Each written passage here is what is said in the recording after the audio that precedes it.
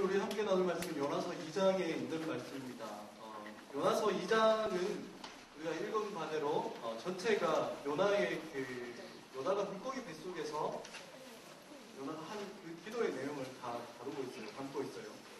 요나서는 여러분 아시다시피 총 4장에 걸쳐서 있습니다. 4장에 걸쳐서 있는 것을 감안해 보면 그 안에서 이 요나의 기도가 얼마나 큰 비중을 차지하고 있는지 잘 알 수 있을 것 같습니다.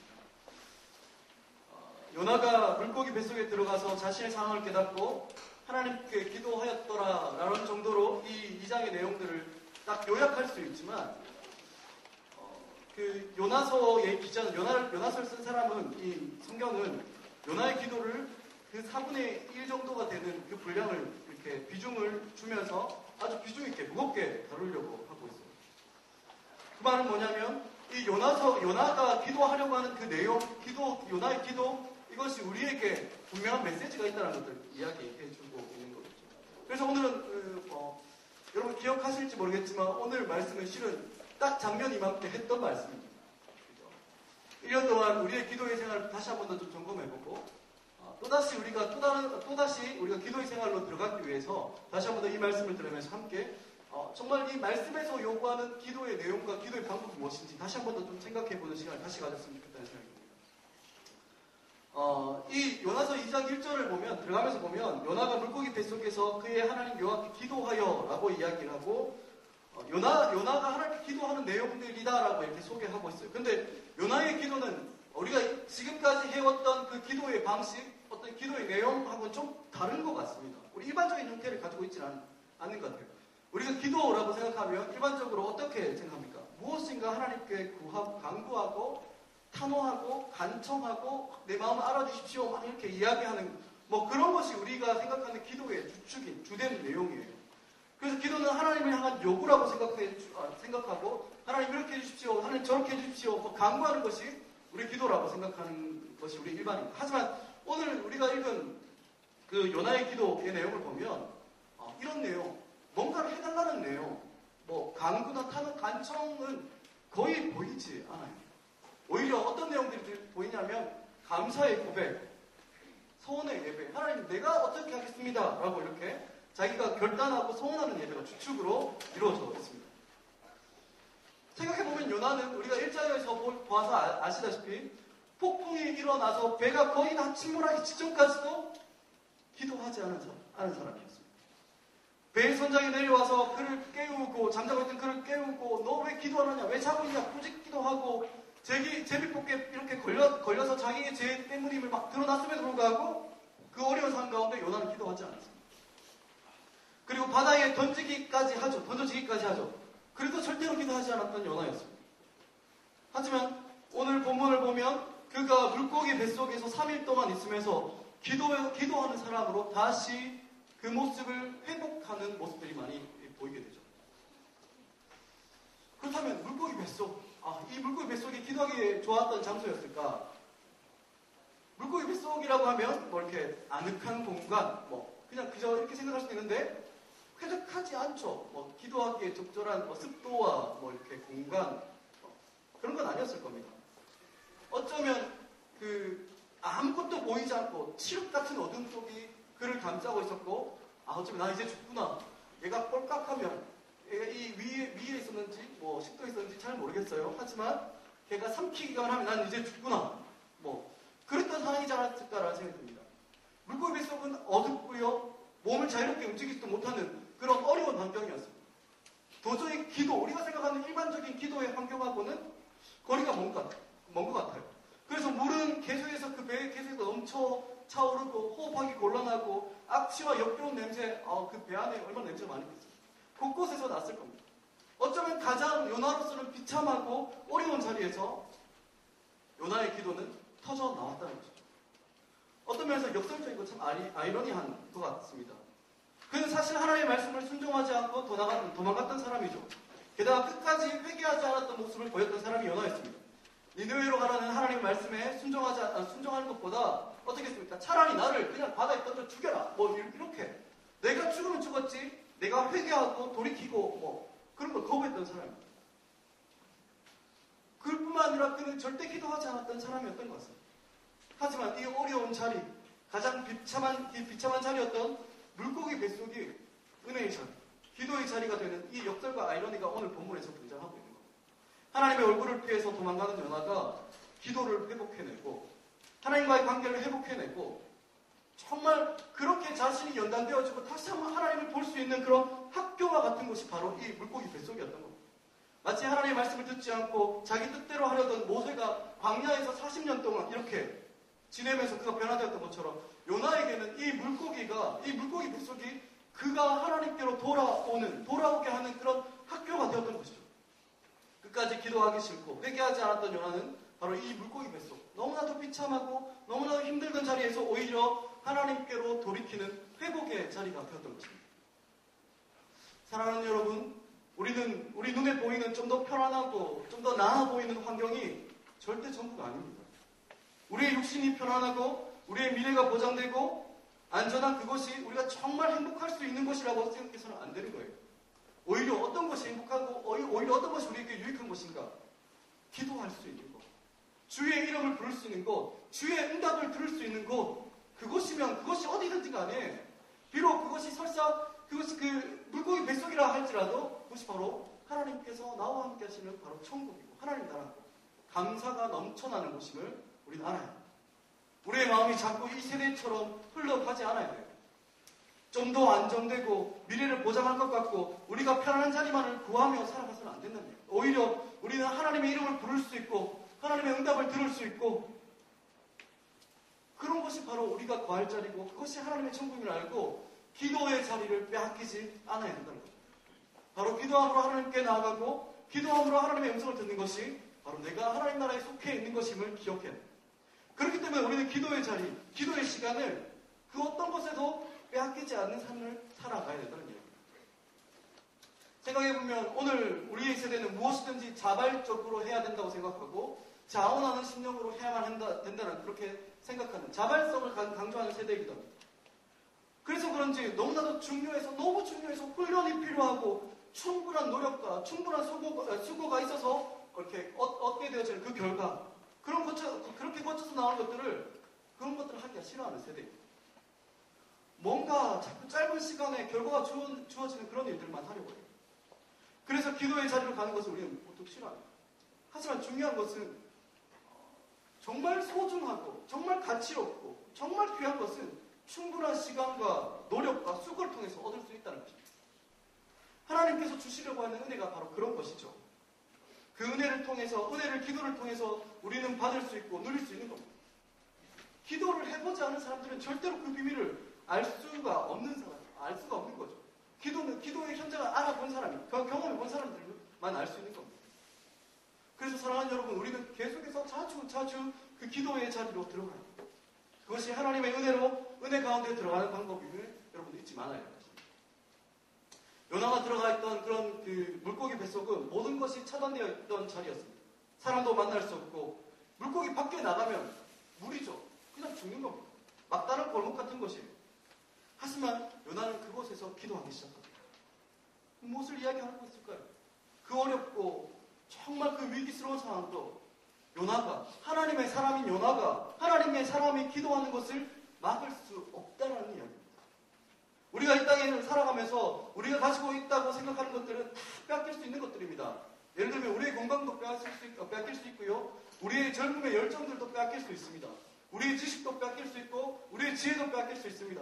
우리의 관계조차, 우리의 가장 소중한 가족들조차 어쩌면 이 세상에 빼앗길 수 있는 것입니다. 하지만 우리가 가지고 있는 것 중에 빼앗기지 않는 것이 하나 있는데 그것이 바로 기도하는 것입니다. 그래서 기도를 하나님 사람들이 가지고 있는 하나님의 백성들이 가지고 있는 특권이라고 이야기합니다. 그 어떤 것도 하나님의 이름을 부르며 기도하는 이 특권을 막을 수 없고 빼앗을 수 없어요. 어떤 어려움도 어떤 문제도 내가 하나님께 나아가는 것을 막을 수 없어요. 이게 기도의 특권입니다. 요나가 물고기 뱃속에서도 하나님을 만날 수 있었던 것처럼 우리가 그 어떤 삶의 경험과 그 자리에서도 하나님의 이름을 부를 수 있는 특권, 이 기도의 특권, 하나님께 나아갈 수 있는 이 기도의 특권이 너무나 영광스럽고 복된 것임을 우리 분명히 알아야 될 거죠. 어쩌면 이 대학부 시절, 대학생의 시절은 좋은 훈련의 기간입니다. 사회에 나가기 전에 우리 대학생이니까 공부도 해야 되고요. 좋은 실력도 갖추기 위해서 준비해야 되는 시기입니다. 하지만 동시에 우리가 이것들만 준비하는 것이 아니라 우리는 하나님 앞에서 기도하는 것이 반드시 훈련되어져야 되는 거예요. 우리가 지금 보내고 있는 대학 시절을 통해서 우리가 얻어야 하는 것은 학사학위, 졸업장 뭐 그런 거 아니에요. 좋은 학점만이 아니에요. 좋은 토익, 영어 점수만 있는 것, 그러면 되는 게 아니에요. 오히려 중요한 것은 하나님 앞에서 무릎이 꿇어져서 기도하는 것이 바로 훈련되어져야 되고, 또한 기도하는 것이 바로 준비되어져야 하는 것입니다. 제가 분명히 한 가지 말할 수 있는 것이 있습니다. 그것은 하나님 앞에서 무릎이 꿇어져 기도하는 사람을 하나님께서는 반드시 사용한다는 것입니다. 분명히 우리 중에도 꽤 훈련도 많이 받고, 또한 리더로 서고 좋은 그 성경 지식을 가지고 있는 사람들도 하나님 앞에서 기도하는 것이 훈련되지 않는 사람들은, 기도의 무릎을 꿇는 것이 익숙하지 않는 사람들은, 이 대학생 시절에 그것이 훈련되어지지 않는 사람들은 거의 대부분 사회 나가서 100점 100점입니다. 겉으로 볼 때는 훌륭할 수 있을 것 같고 좋아 보이지만 기도의 특권, 내가 어떤 상황도 내가 기도하는 것을 막을 수 없다는 것을 나의 몸으로, 삶으로 훈련되지 않는 사람들은 여기서 벗어난다 하더라고요. 너무나 쉽게 무너지는 것을 많이 보았어요. 평안하고 형통하는 것이 중요한 것이 아니라 그 어떤 상황에서도 기도의 특권을 놓치지 않는 그것이 너무 중요하다는 이야기입니다. 사랑하는 여러분, 저는 여러분들에게 묻고 싶습니다. 여러분의 기도의 골방이 어떠합니까?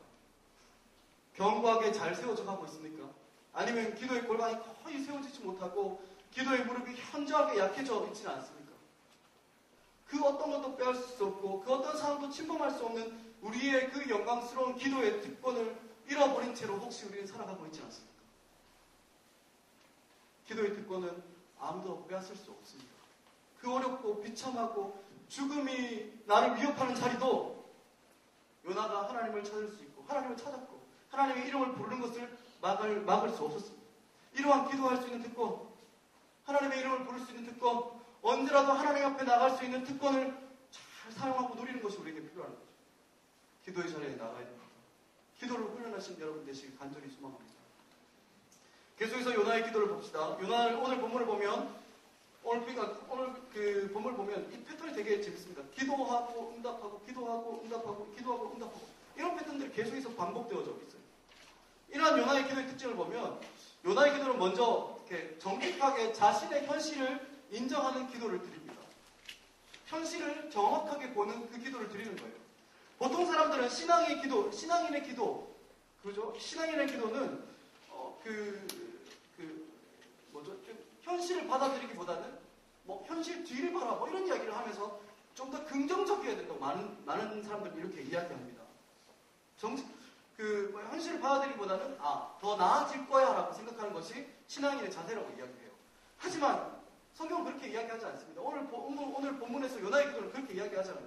가장 복음적인 기도는, 가장 복음적인 믿음과 신앙은 가장 사실적이어야 해요. 기도는 가장 사실적이고 정직해야 해요. 좋은 신앙은 현실을 무시하는 것, 그리고 긍정해 가는 것, 그런 게 아니에요. 신앙은 현실을 왜곡시켜 바라보면서 막연한 긍정으로 보는 것, 그런 것이 신앙이 아니에요. 오히려 현실을 바르게 직시하는 것이 바른 신앙이죠. 우리가 바르게 현실을 직시할 때, 그때서야 우리는 바른 기도를 할 수 있기 때문에 그렇습니다. 그렇다면 요나의 현실인식은 어땠습니까? 긍정적이고 사실을 왜곡하고 있었나요? 아닙니다. 요나는 물고기 뱃속에서 그가 얼마나 어렵고 힘든지를 고백합니다. 2절 보시면 2절 내가 받은 고난으로 말미암아 여호와께 불러 아뢰었더니 주께서 내게 대답하셨고 내가 스올의 뱃속에서 부르짖었다라고 이야기합니다. 스올이라는 단어가 나오는데 스올은 무덤, 죽음이라는 뜻을 가리킵니다. 특별히 이게 성경에서는 이렇게도 표현되어지는데 하나님을 믿지 않는 자들이 가는 눈에 보이지 않는 지옥, 이런 이야기, 음부, 이런 것을 의미합니다. 그런데 지금 자신의 상황, 자신의 현실을 요나는 뭐라고 이야기하냐면 스올이라고 이야기합니다. 지옥이라고 이야기합니다. 음부라고 이야기합니다. 그리고 주께서 깊은 바닷속 가운데 나를 던졌다라고 3절에서도 이야기하고 바다의 깊음, 그리고 그 깊음의 그 깊은 곳까지 나를 던졌다고 말하죠. 3절에서. 그리고 5절에서는 물이 나의 영혼을 둘렀다고 이야기합니다. 그냥 단순히 물이 나의 육체만 적시고 내 속만을 적시는 것이 아니라 도달할 수 없는 그 깊은 나의 심연의 그 영혼까지 나의 그 물이 덮쳐온다라고 이야기해요. 그리고 6절에 보면 어떻게 이야기하냐면 자신이 땅 밑으로 그 바다 밑으로 나갔는데 어디까지 내려가면 산의 뿌리까지 내려갔다라고 이야기합니다. 깊은 땅 밑, 그 깊은 바다까지 이르렀고 게다가 더욱더 심한 것은 그 땅의 빗장이 이렇게 딱 채워져서 내가 그곳에 도저히 나올 수 없다. 그 빗장으로 나오지 못하게 내가 갇혀있는 상황이다라고 말합니다. 조금이라도 피할 수 없고 의지할 수 없는 것이 전혀 없는 그런 곳에서 그런 것임을 자신의 상황을 정확하게 인식하고 있는 거예요. 그렇게 자신의 상황을 인식하고 나니까 무엇입니까? 그 눈을 열어서 이제는 하나님을 바라볼 수밖에 없는 겁니다. 많은 사람들이 이렇게도 이야기합니다.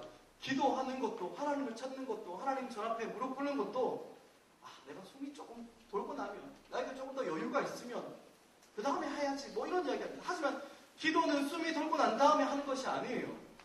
우리의 삶의 모든 자리, 어쩌면 그 물고기 뱃속과 같은 가장 비참하고 처참한 자리, 땅에 뿌리가 있는 자리, 물의 깊음과 내 영혼을 음습해오는 그런 자리에서 해야 되는 것이 바로 하나님께 나아가는 것이고 하나님을 찾는 기도라는 겁니다.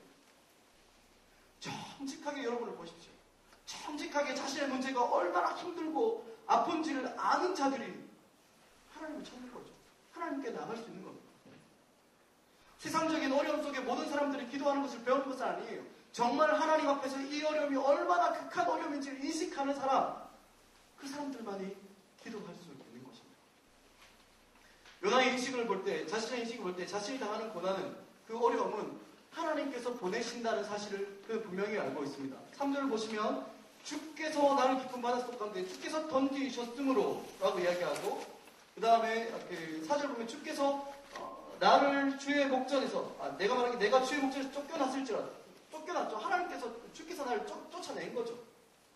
자신의 이 모든 어려움들이, 모든 그 아픔들이, 고난들이 하나님으로부터 왔고 하나님께서 징벌과 형벌로 자신에게 온 것임은 요나를 알고 있습니다. 물론 우리가 이 본문을 보면서 우리가 당하는 그런 어려움과 고통, 아픔 이런 것이 모든 것이 하나님의 징벌이다, 하나님의 형벌이다 뭐 이렇게 보아서는 안 됩니다. 하지만 분명한 건 있죠. 요나의 지금 상황에서는, 요나에게 있어서는 분명히 이것은 징벌과 형벌이죠. 이러한 자신의 문제에 대한 근원을 인식하고 나서 그 다음에 요나는 회개하는 것입니다. 이처럼 요나의 기도에서 우리가 배울 수 있는 것은 그 문제의 근원을 정확하게 인식하는 것에서부터는 그곳에서부터는 애통함과 참회가 있어야 된다는 것입니다. 자신이 죄인임을 인정하는 것, 그것이 우리 가운데 필요하다는 거예요. 요나의 잘못이 무엇이었습니까? 요나의 잘못은 하나님의 얼굴을 피한 것입니다. 즉 하나님께서 말씀하신 것이 내 생각과 자신의 뜻과 생각과 다르기 때문에 그것을 거절하고 그것을 거역했던 거죠. 어쩌면 이 시대에 가장 많이 범하는 범죄가 바로 이러한 것입니다. 하나님의 뜻이 나의 뜻과 나의 합리성과 나의 정서와 나의 지금까지의 경험과 맞지 않을 때 나는 그렇게 생각합니다. 나는 언제든지 하나님의 뜻을 거역할 수 있을 거라고 생각하는 거예요. 제가 대학을 다닐 때도 그렇고 교회사에 갈 때도 마찬가지예요. 저는 그 학생들과 지금도 지난주에 마쳤는데요. PBS 하는 성경 공부하는 모임을 이렇게 오랫동안 해왔습니다. 말씀을 연구해보고 그것을 함께 이렇게 그룹핑을 하는 거죠. 그런데 그것에 그렇게 그룹핑을 하고 성경 공부를 해보면 드는 아픔이 하나 있습니다. 뭐냐면 하나님의 말씀을 다르게 인식하는 거예요. 하나님의 말씀, 성경을 보면서도 하나님의 말씀을 이 말씀은 하나님의 말씀이기 때문에 내가 순종하는 것으로 받아들여야 되는데 그것으로 받아들이지 않는 거예요. 오히려 어떤 이야기가 나오냐면 나는 이 말씀, 이 본문을 나는 이렇게 해석해. 너는 저렇게 해석하냐? 뭐 이런 식으로 말씀을 받아들이지 않고 그것으로 논쟁하려고 하고 나의 지식에 채우려고 하는 경향들이 많이 보입니다. 그런데 분명한 것은 내가 그렇게 동의하느냐 안 하느냐 상관없이 하나님의 말씀은 그것 그대로 하나님의 말씀이라는 거예요. 하나님의 말씀이라는 거예요. 우리가 받아들이느냐 받아들이지 않느냐 그건 중요하지 않은 문제예요.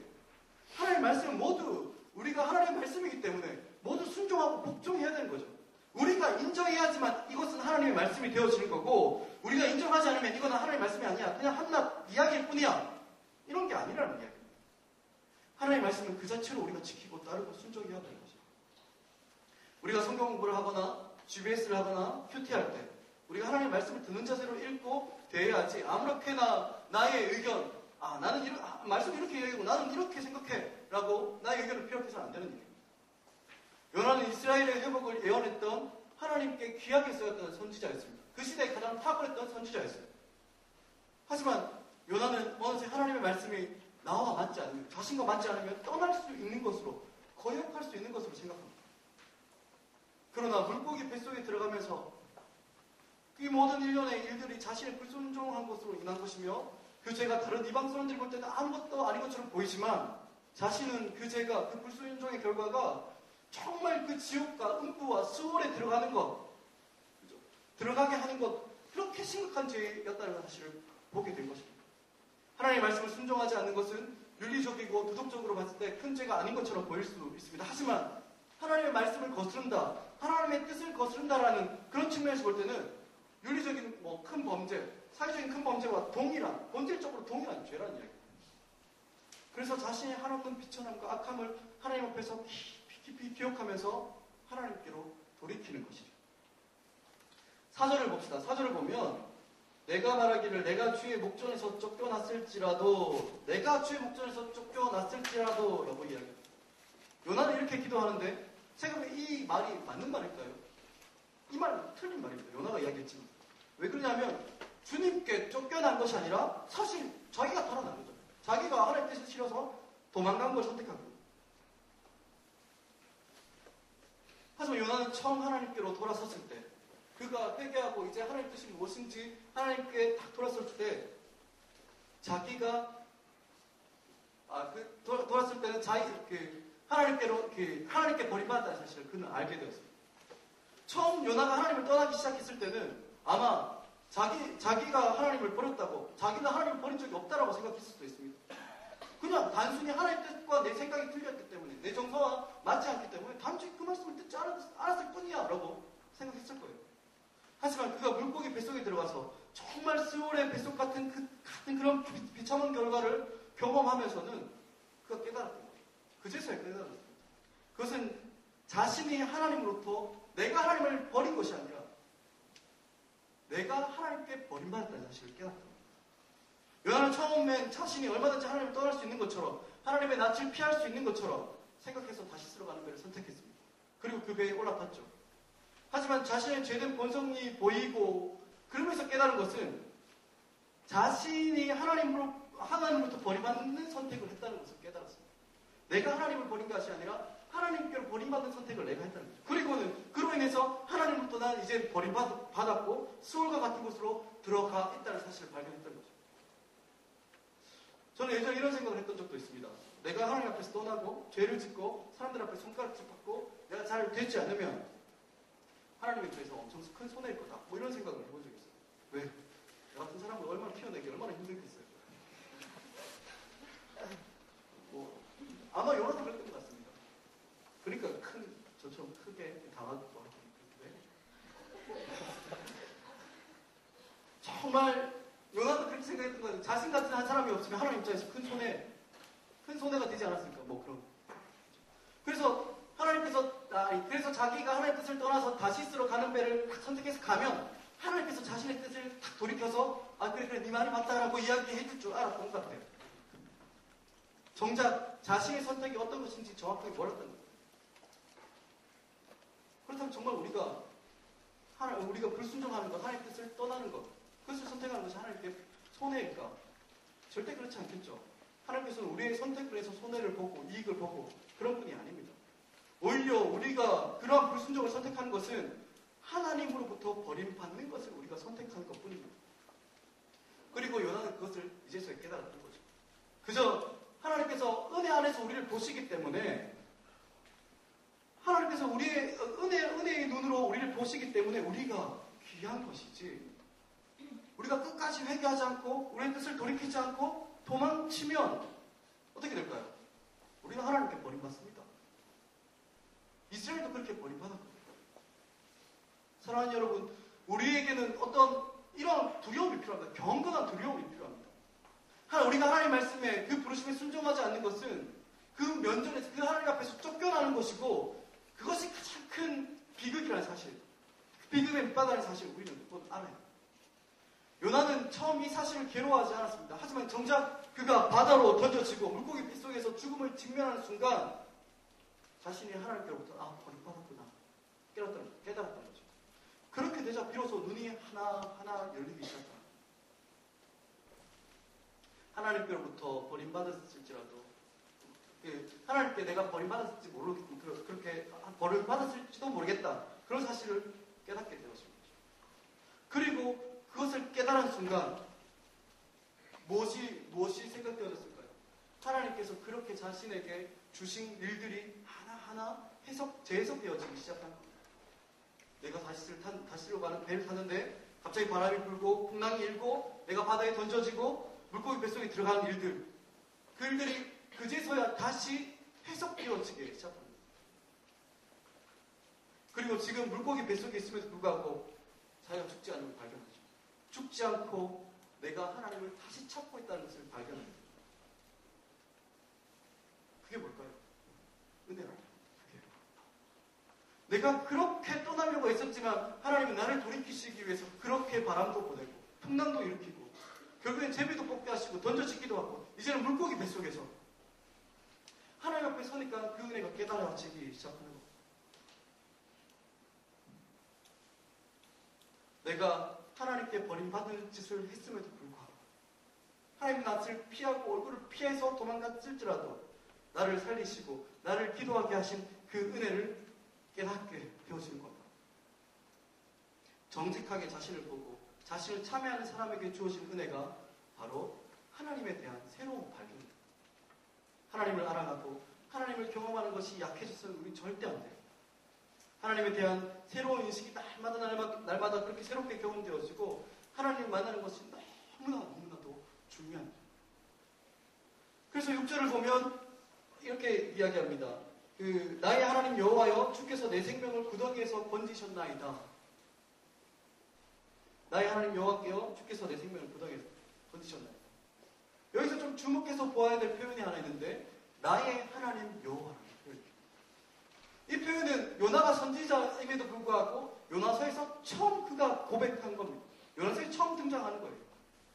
그는 하나님으로부터 멀리 떨어져 있습니다. 아니 멀리 떨어지려고 했어요. 하지만 자신의 현실을 알고 은혜를 알게 되었을 때 그제서야 뭐라고 고백할 수 있느냐 하면 나의 하나님 여호와라는 표현을 하나님을 확신할 수 있게 되었습니다. 그가 그의 상황과 자신의 죄를 인식하고 참여하면 할수록 돌이키면 돌이킬수록 기도가 깊어지면 깊어질수록 그는 하나님을 바라보게 되고 그의 기도가 성전에 하나님 앞에 도달하게 되어지고 이제는 자신이 비록 물고기 뱃속에 있음에도 불구하고 어떻게 이야기합니까? 9절 보면 나는 감사하는 목소리로 주께 제사를 드리오며 하나님께 감사의 제사를 드릴 수 있게 되어지며 나의 소원을 주께 갚겠나이다. 하나님께 자신의 소원으로 자신의 결단으로 믿음의 결단으로 하나님께 나아갈 수 있게 된다는 것입니다. 이것이 기도입니다. 기도는 막연하게 자기 긍정하는 것이 기도가 아닙니다. 내 현실을 도외시하고 내가 꿈꾸는 것을 묵상하고 그것을 기도하는 것이 아니에요. 정확하게 내가 살아가고 있는 지금 나의 현실을 정확하게 보고 그렇게 이끌어가시는 그 하나님, 나에게 있어서 나를 향한 하나님의 뜻이 무엇인지를 발견하고 그것으로 마음을 돌이켜내는 것, 그것이 바로 기도라는 사실. 그때 우리는 하나님의 은혜를 알게 되어지고 하나님의 은혜의 그 기쁨을 크게 알게 되어서 우리의 기도도 우리의 상황이 어떠함에도 상관없이 감사의 제사를 드릴 수 있는 거고 하나님께 내 손들을 올려드릴 수 있는 소원의 제사를 소원의 제사로 하나님께 나아갈 수 있게 되어지는 겁니다.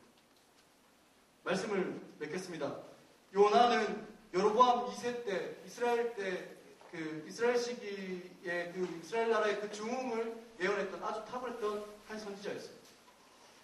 하지만 그의 영적인 눈이 어두워져서 하나님 낯을 피하고 도망갔던 선지자죠.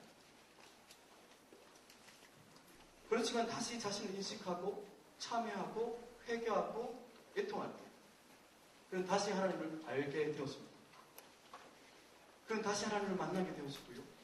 그렇게 하나님을 새롭게 만나게 되었을 때 그는 하나님의 뜻과 하나님의 은혜를 새롭게 깨달을 수 있게 된 것입니다. 이게 기도의 결과이고 기도의 능력입니다.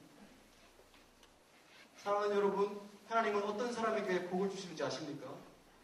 이사야서 66장 2절을 보면 이렇게 기록합니다. 무릇 마음이 가난하고 심령에 통회하며 내 말을 듣고 떠는 자, 그 사람은 내가 돌보려니와. 무슨 이야기입니까? 마음이 깨어지고 가난한 심령을 가지고 있는 사람에게 하나님께서 돌보신다고 이야기하십니다. 복을 주신다고 이야기하십니다. 상황은 나에게 펼쳐지는 그 상황과 나의 아픔과 어려움은 완전히 절망적이지만 우리가 기도함으로 하나님께 그 상한 마음을 가지고 나아갈 때 우리는 하나님을 깨닫게 되어지고 하나님께서 우리의 상한 마음을, 우리의 어려운 마음과 우리의 현실을 돌보신다고 말씀해 주십니다. 우리가 어떤 자리에 있든지 이 기도의 특권을 놓치지 않고 기도함으로 하나님께 나아가기를 간절히 소망합니다. 하나님의 은혜, 하나님의 돌보심, 그것을 우리가 바꾸면 아주 간단합니다. 기도함으로 하나님께 나아가는 것. 그때부터 시작된다는 것입니다. 정말 바랍니다. 그 은혜가, 그 하나님의 돌보심이 우리의 삶 가운데 가득 넘쳐서 정말 하나님이 내 삶 가운데 함께 하심을 선명하게 드러내는 여러분 되시길 간절히 소망합니다.